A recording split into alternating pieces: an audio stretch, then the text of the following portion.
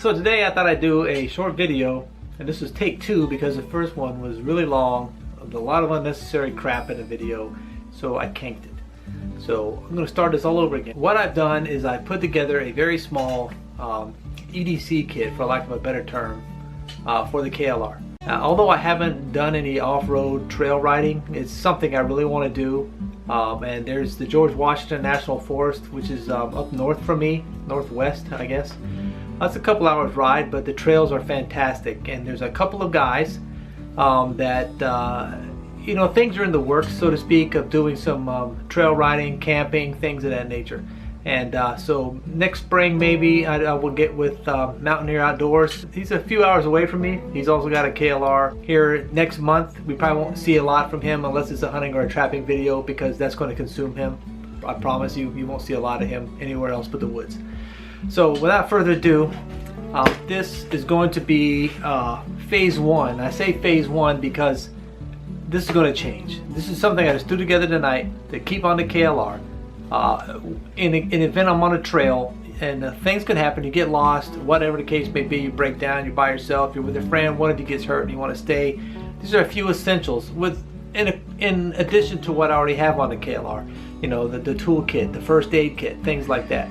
So this is going to be a small bag. This is a cheap bag from that website wish.com, but it's not going to be load bearing. It's going to stay in the KLR, in the Pelican case presently is where I'm going to keep this. So let me set this down. I'll bring the camera over and we'll go through this bag a little bit. And again, if you see something you think should go in here, I'm open to suggestions. There's already a couple things I already know that I don't have that I need to add. So let me put this down and I'll bring the camera over and we'll go through it together. So what I was saying, this is just one of those cheap bags. If you haven't been to that website wish.com, this is all Chinese knockoff stuff, and this actually comes from China. It looks good. The zippers look okay. The big one feels okay, but I'm quite certain that this is really a poorly made product, which is why it only cost me $5 or $6. But a bag with some molly that looks semi-tactical that I can keep in the Pelican case on the KLR with some stuff in it for, you know, safety, I'm okay with it. So let me go ahead and open this up and I'll show you what I have in it. And keep in mind, this is a living bag, so to speak, because it's constantly going to change. So it's got this little front zipper pocket here, and inside the front pocket there I have a storm whistle, which is very loud. I'm not going to blow it because it'll just alert people that don't need to be alerted, the wife. And she don't need to hear me blowing this whistle downstairs. So I have a whistle, so I'll just put that over here. Which way is the camera facing? I'll just put that over there by my phone, I guess, in the shadow so you can't see it. I also have a small spray thing of insect repellent. Mosquitoes love me. I have to wear this like cologne to keep them away, so I keep that with me. And soon I won't have to have this because it'll be winter time. I also have some storm matches. They're not waterproof. These are straight up storm matches. They look like little tiki torches. So if I can get this to focus, you see that? I mean, that's gonna burn no matter what. And inside, coiled up, I have the striking material. It's like a piece of sandpaper, emery board or whatever, to strike these matches on. And that's in a plastic envelope inside this waterproof container here. It's got the O-ring, and so it's pretty waterproof. So I have the storm matches. Do I have anything else in here? There is nothing else in this pocket. So we'll zip that shut and we'll go to this. Actually, we'll just zip that shut and I'll go to this one over here. So the zipper is on this side. And so I have 5 extra rounds for my CCW, the 357 Magnum. And I don't know, this is like a speed loader for a revolver. I have a Sharpie, and I have a ballpoint pen. What I really need is a pencil. And I have a Write in the Rain notebook. Why that's still on it? It's because it's brand new. That's why, Ron. And there's nothing else in this little compartment here. So we'll shut that up. And we'll get into the big compartment. And we'll go into the front here. This is a emergency space blanket. This is a 2-pack. They call it a Mylar sleeping blanket. So it's a big blanket, I suppose. There's 2 of them in there. You know, in case your buddy wants a whoopee, you know, a little snuggie.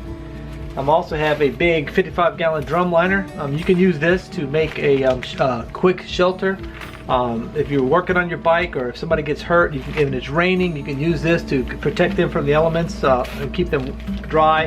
You can use it to keep yourself dry when you're working on the bike. Let's see, anything else in that front one? Nope. I have a pair of, they're similar to mechanics gloves, but they're not mechanics gloves. You know, these are handy to have when you're working on something that might be hot, or you have to move some wood or a tree and limb out of the way, or you're actually stranded and you need to gather some wood to build a fire with your store matches. I also have 30 feet of paracord in a Ziploc bag in case I need it to make a shelter or to make a splint.